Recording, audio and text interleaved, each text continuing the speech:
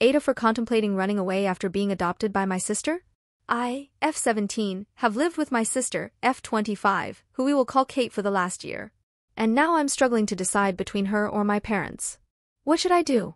For some context, about 11 years ago, when I was only about 6, there was an altercation between my father and Kate. I won't be going into detail as to preserve my sister's privacy, but it ended with our family broken. Kate ended up with her friend's parents, who then got custody of her, and they moved her halfway across the country. I spent my entire childhood after that idolizing my sister. I wanted nothing more than to see her. I would talk about her to everyone I knew. I would show them her pictures and gush about how absolutely and insanely beautiful she was.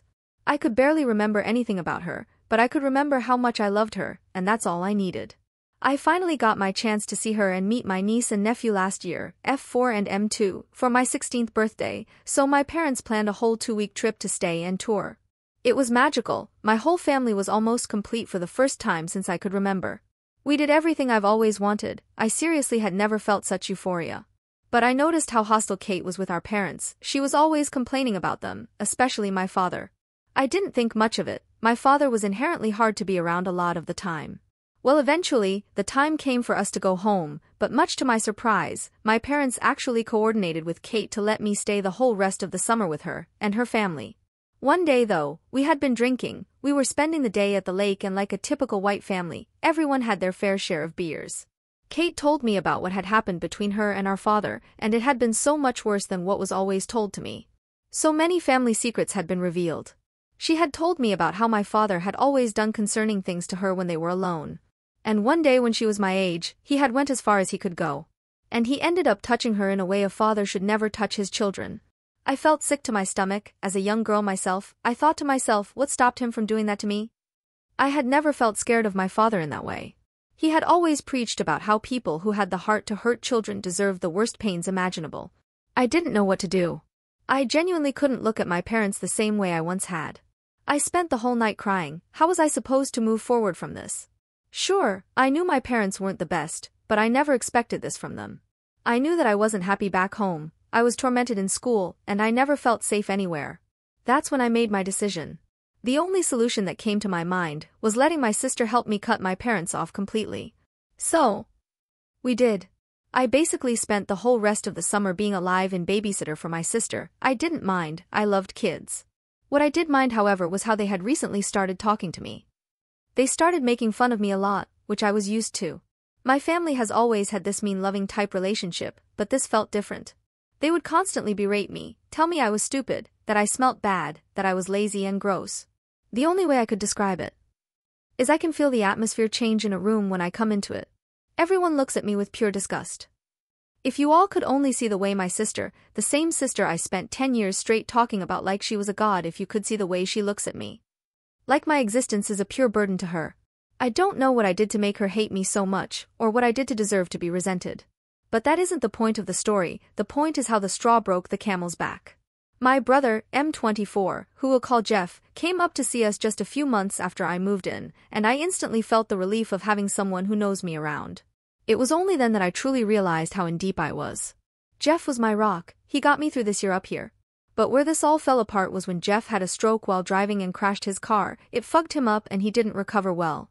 But even still being the beast he is, he picked himself up and kept going at full speed. And this lasted up until last weekend. That was truly when the shit hit the fan. Last weekend I was home alone with my brother when I noticed the signs of a stroke. I begged him to let me call someone, but he refused. It got to be the end of the night. He was laying on the bathroom floor, begging me to call an ambulance. So I did, and when they arrived I was a wreck. They didn't tell me anything and they didn't let me go into the ambulance with them. I didn't know what hospital he was going to. They made him leave everything. His phone, and his shoes, and everything that wasn't the clothes he was wearing.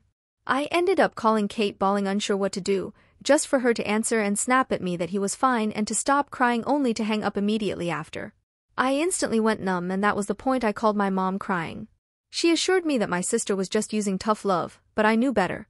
I had been in my room sobbing. When Kate came home, she came straight down to my room and opened my door abruptly and shouting at me.